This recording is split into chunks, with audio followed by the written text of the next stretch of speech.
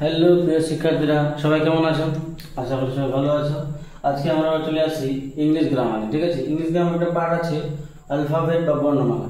এই অ্যালফাবেট আর বর্ণমালা আমরা দুভাগ ভাগ করি। কয় ভাগে? অ্যালফাবেট কি? অ্যালফাবেট আমাদের আছে এ থেকে জেড পর্যন্ত। ঠিক আছে, এ থেকে জেড পর্যন্ত যতগুলো বর্ণ আছে সবগুলোকে আমরা কি বলি? অ্যালফাবেট বলি। ঠিক আছে, এটাকে বর্ণমালা বলা হয়। এই অ্যালফাবেট বা বর্ণমালা যে আছে, এই ইংরেজিতে 26টি লেটার আছে।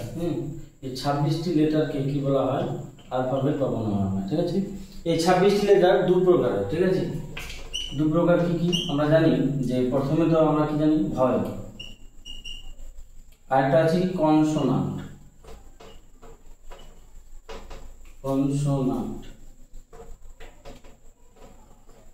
ঠিক আছে, তাহলে কি হলো? আমরা জানি যে আমাদের যে এবিসি থেকে যে 26টা লেটার আছে একে একত্রে অ্যালফাবেট বলা হয়। আর এই 26টি লেটারকে কি বলা হয়? কিভাবে ভাগ করে? দুভাগ। একটা হচ্ছে কি কনসোনেন্ট, একটা হচ্ছে ভয়েল। তো ভয়েলগুলো কি?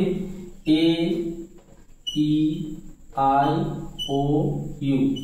এই পাঁচটা হচ্ছে কি আমাদের ভয়েল। ঠিক আছে, আর বাকি যে দিকে 21টা থাকলো সেগুলো কি? সেগুলো হচ্ছে কনসোনেন্ট। যেমন আমরা লিখি B, C, D, F, G, H, J, K, L, M, N, P, Q, R, S, T, V, W, X, Y, Z.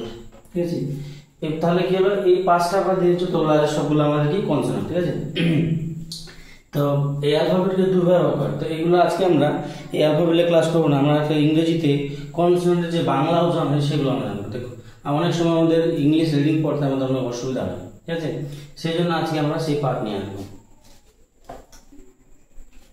এখন আমরা ইংরেজিতে যে কনসোনেন্টের বাংলা উচ্চারণ আছে সেটা আমরা দেখবো যে কোনটা ওয়ার্ড কি কি ওয়ার্ড। ঠিক আছে, শুধুমাত্র কনসোনেন্ট, ভয়েল না। ঠিক আছে, আমরা আগে বললাম যে অ্যালফাবেট বা বর্ণমালা দুই প্রকার, একটা আছে ভয়েল, একটা কনসোনেন্ট। তো আমরা এখন কনসোনেন্ট ইংরেজিতে কি কি কনসোনেন্টের বাংলা উচ্চারণ আছে, যেমন আমাদের প্রথমে আছে বি।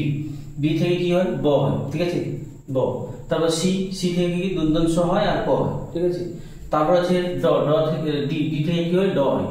তারপরে এফ, এফ থেকে কি হবে? ফ। তারপরে জি, জি থেকে কি? গ আর বর্গরাজ্য হবে। কি হবে?